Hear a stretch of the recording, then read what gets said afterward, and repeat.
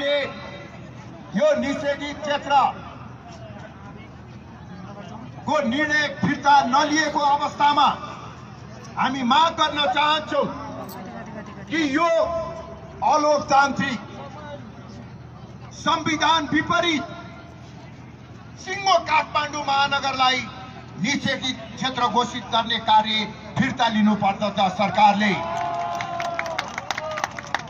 आफूलाई लोकतान्त्रिक भन्ने तर जनताले शान्तिपूर्ण भेला गर्न पाउने र अभिव्यक्ति स्वतन्त्रतालाई कुण्ठित गर्ने यो कार्य कदापि नेपाली जनतालाई स्वीकार्य हुने छैन। तपाईहरुले चाँडोभन्दा चाँडो यो निषेधित क्षेत्रको निर्णय फिर्ता लिनु भएन भने जनताले बाध्य भएर यो निषेधित क्षेत्र तोडेर आन्दोलन अगाडि बढाउनु पर्ने अवस्था हुँदछ। तपाईहरुले सक्नुहुन्न सिङ्गो काठमाडौँमा हामीले यदि आन्दोलन गर्न चाह्यौं भने रोक्न सक्नुहुन्छ।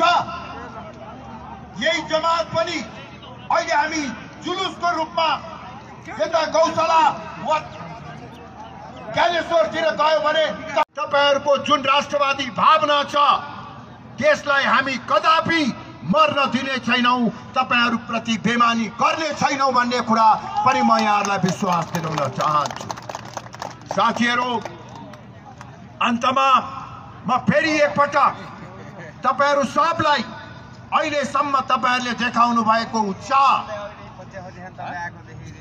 तपाईहरुको